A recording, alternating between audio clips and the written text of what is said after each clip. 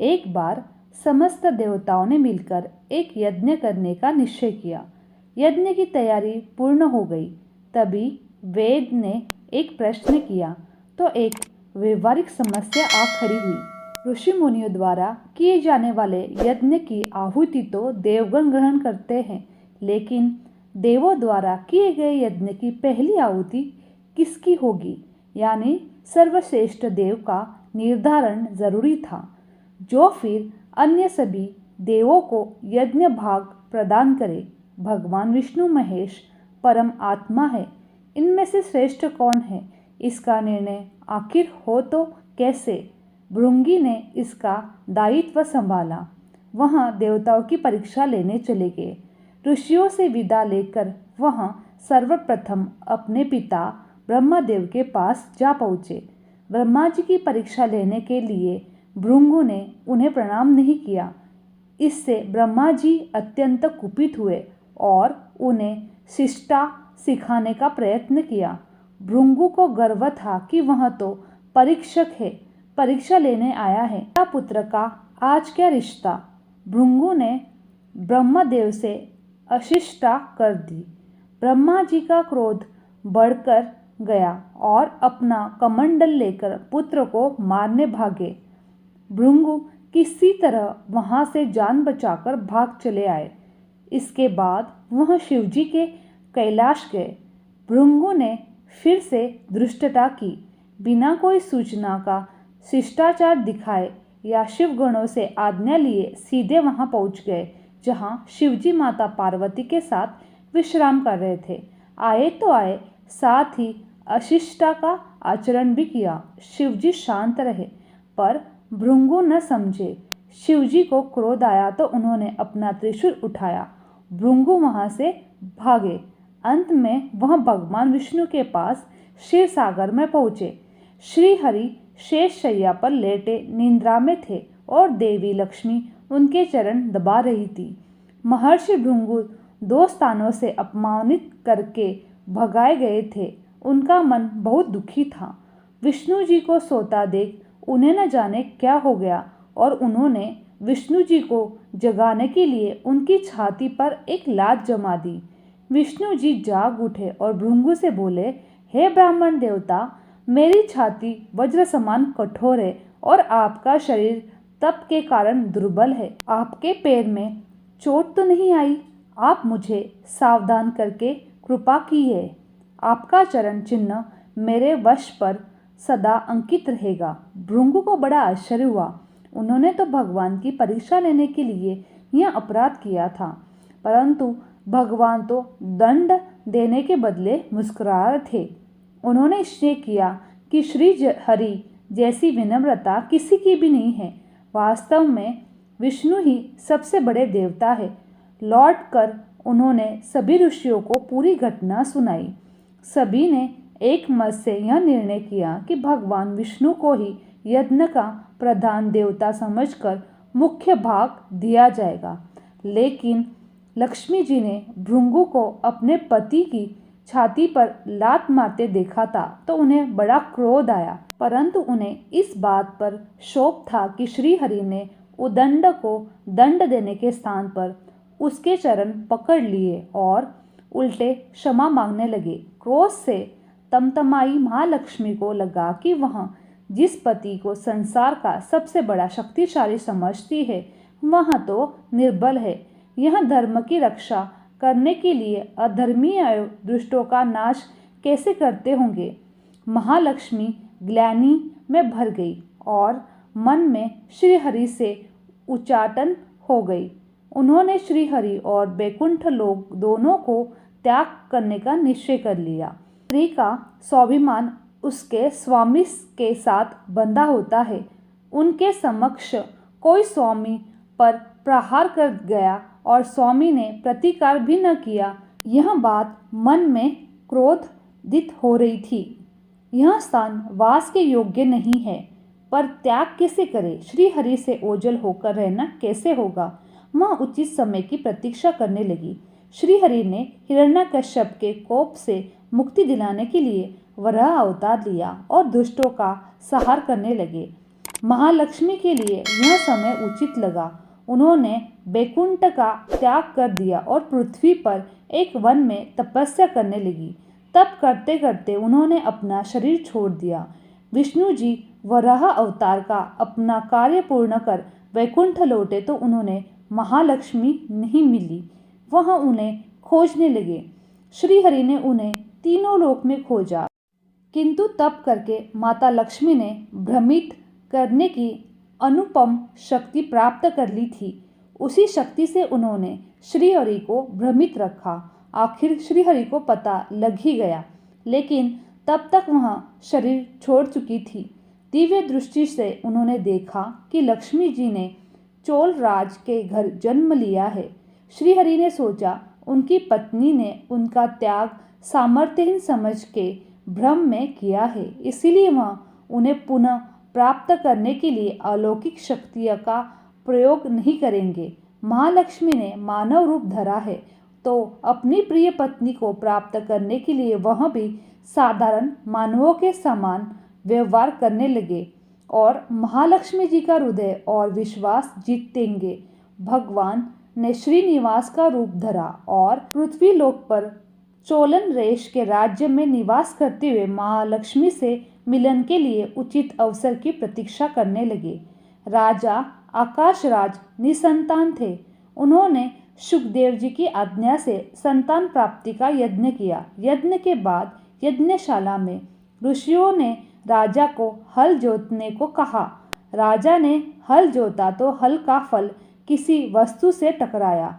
राजा ने उस स्थान को खोदा तो एक पेटी के अंदर सहस्त्र दल कमल पर एक छोटी सी कन्या विराजमान थी। वह महालक्ष्मी ही थी। राजा के मन की मुराद पूरी हो गई थी। कन्या कमल के फूल में मिली थी, इसीलिए उसका नाम पद्मावती रखा। पद्मावती नाम के अनुरूप ही रूपवती और गुणवती थी। साक्षात लक्ष्मी का अवतार पद्मावती विवाह के योग्य हुई। एक दिन वह बाग में फूल चुन रही थी। उस वन में श्रीनिवास यानी कि बालाजी आखेट के लिए गए थे। उन्होंने देखा कि एक हाथी एक युवती के पीछे पड़ा है और डरा रहा है। राजकुमारी के सेवक भाग खड़े हुए। श्रीनिवास ने तीर चलाकर हाथी को रोका और पद्मावती की रक्षा की। श्रीनिवास और पद्मावती ने एक दूसरे को देखा और रीझ गए। दोनों के मन में परस्पर अनुराग पैदा हुआ, लेकिन दोनों बिना कुछ कहे अपने अपने घर लौट गए। श्रीनिवास घर तो लौट आए, लेकिन मन में पद्मावती में ही बस गया।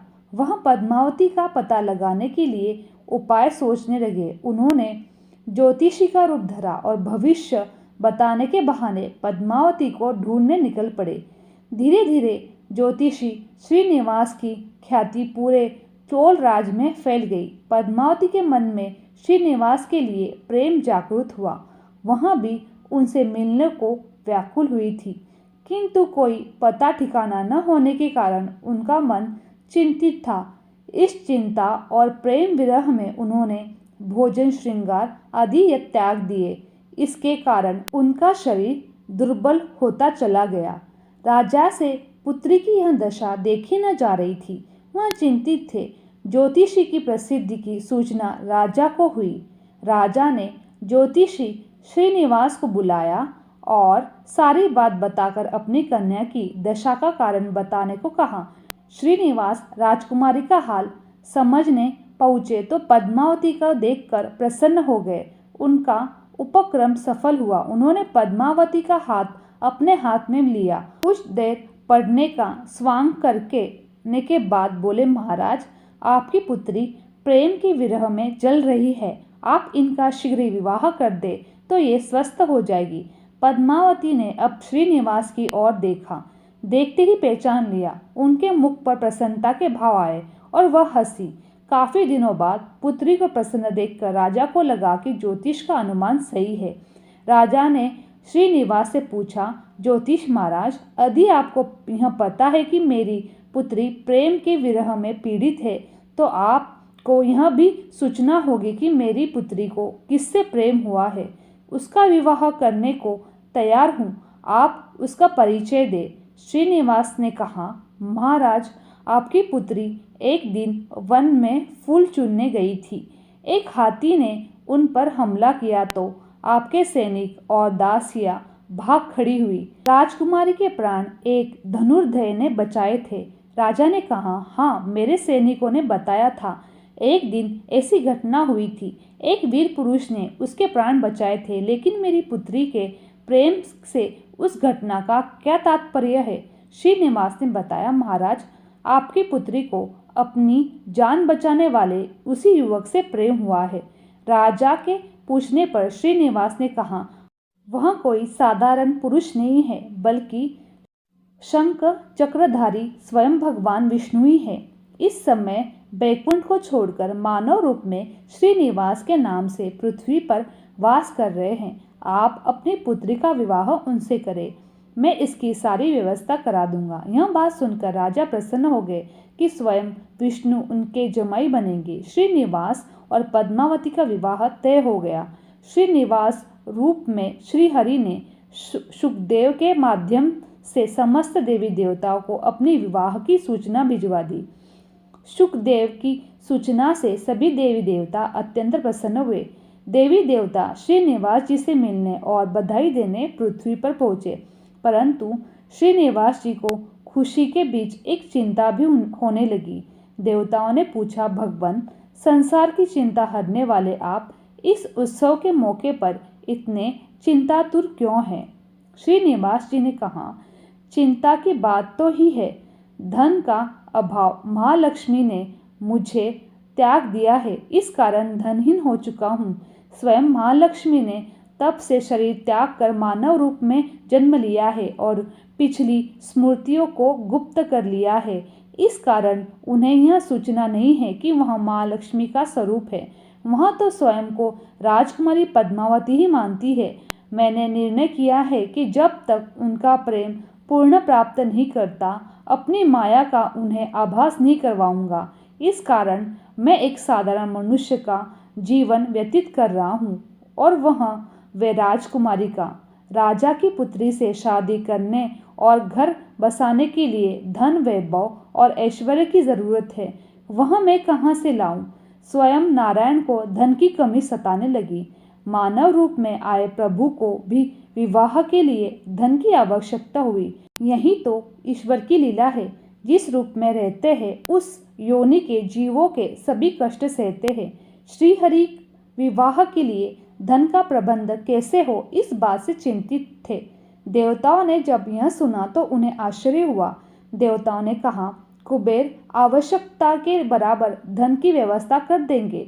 देवताओं ने कुबेर का आह्वान किया तो कुबेर प्रकट हुए। कुबेर ने कहा, यह तो मेरे लिए प्रसन्नता की बात है, आपके लिए कुछ कर सकूं। प्रभु, आपके लिए धन का तत्काल प्रबंध करता हूँ। कुबेर का कोष आपकी कृपा से ही रक्षित है। श्रीहरि ने कुबेर से कहा, अक्षराज कुबेर, आपको भगवान भोलेनाथ ने जगत और देवताओं के लिए धन की रक्षा का दायित्व सौंपा है। धन मैं अपनी आवश्यकता के हिसाब से लूंगा अवश्य, पर मेरी एक शर्त भी होगी। श्री कुबेर से धन प्राप्ति की शर्त रख कर यह सुनकर सभी देवता आश्चर्य में पड़ गए। श्रीहरि ने कहा, ब्रह्मा जी और शिव जी साक्षी रहे, कुबेर से धन ऋण के रूप में लूंगा, जिसे भविष्य में ब्याज से चुकाऊंगा। श्रीहरि की बात से कुबेर समेत सभी देवताएं विस्मित हो गए, एक दूसरे को देखने लगे। कुबेर बोले, भगवान, मुझसे कोई अपराध हुआ है क्या? तो उसके लिए मैं क्षमा मांगता हूँ, पर ऐसी बात न कहे। आपकी कृपा से विहीन होकर मेरा सारा कोष नष्ट हो जाएगा। श्रीहरि ने कुबेर को निश्चित करते हुए कहा, आपसे कोई अपराध नहीं हुआ है। मैं मानव की कठिनाई का अनुभव कराना चाहता हूँ। मानव रूप में उन कठिनाइयों का सामना करूँगा जो मानव को आती है। धन की कमी और ऋण का बोझ सबसे बड़ा होता है। कुबेर ने कहा, प्रभु, यदि आप मानव की तरह ऋण पर धन लेने की बात कर रहे हो तो फिर आपको मानव की तरह यह भी बताना होगा कि ऋण चुकाएंगे कैसे। मानव को ऋण प्राप्त करने के लिए कई शर्त झेलनी पड़ती है। श्रीनिवास ने कहा, कुबेर, यह ऋण मैं नहीं, मेरे भक्त चुकाएंगे, लेकिन मैं उनसे भी कोई उपकार नहीं लूँगा। मैं अपनी कृपा से उन्हें धनवान बनाऊँगा। कलयुग में पृथ्वी पर मेरी पूजा धन, ऐश्वर्य और वैभव से परिपूर्ण देवता के रूप में होगी। मेरे भक्त मुझसे धन, वैभव और ऐश्वर्य की मांग करने आएंगे। मेरी कृपा से उन्हें यह प्राप्त होगा। बदले में भक्त से मैं दान प्राप्त करूंगा जो चढ़ावे के रूप में होगा। मैं इस तरह आपका ऋण चुकाता रहूंगा। कुबेर ने कहा, भगवान, कलयुग में मानव जाति धन के विषय में बहुत विश्वास के योग्य नहीं रहेगी। उन पर आवश्यकता से अधिक विश्वास करना क्या उचित होगा? श्रीनिवास जी बोले, शरीर त्यागने के बाद तिरुपति के रूप में तिरुमला पर्वत पर बालाजी के नाम से लोग मेरी पूजा करेंगे। मेरे भक्तों की अटूट श्रद्धा होगी। वह मेरे आशीर्वाद से प्राप्त धन मेरा हिस्सा रखेंगे। इस रिश्ते में न कोई दाता है और न कोई याचक है। हे कुबेर, कलयुग के आखिर तक भगवान बालाजी धन, ऐश्वर्य और वैभव के देवता बने रहेंगे। मैं अपने भक्तों को धन से परिपूर्ण करूंगा तो मेरे भक्त दान से न केवल मेरे प्रति अपना ऋण उतारेंगे बल्कि मेरा ऋण उतारने में मेरी मदद करेंगे। इस तरह कलयुग की समाप्ति के बाद आपका मूलधन लौटा दूंगा। कुबेर ने श्रीहरि द्वारा भक्त और भगवान के बीच एक ऐसे रिश्ते की बात सुनकर उन्हें प्रणाम किया और धन का प्रबंध कर दिया। भगवान श्रीनिवास और कुबेर के बीच हुए समझौते के साक्षी स्वयं ब्रह्मा और शिवजी है। दोनों वृक्ष रूप में साक्षी बन गए हैं। आज भी पुष्करणी तीर्थ के किनारे ब्रह्मा और शिवजी बरगद के पेड़ के रूप में साक्षी बनकर खड़े हैं। ऐसा कहा जाता है कि निर्माण कार्य के लिए स्थान बनाने के लिए इन दोनों पेड़ों को जब काटा जाने लगा तो उनमें से खून की धारा फूट पड़ी।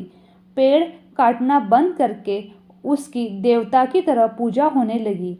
इस तरह भगवान श्रीनिवास यानी बालाजी और पद्मावती यानी माता महालक्ष्मी का विवाह पूरे धूमधाम से हुआ, जिसमें सभी देवगण पधारे। भक्त मंदिर में दान देकर भगवान पर चढ़ा ऋण उतारते रहे, जो कलयुग के अंत तक जारी रहेगा।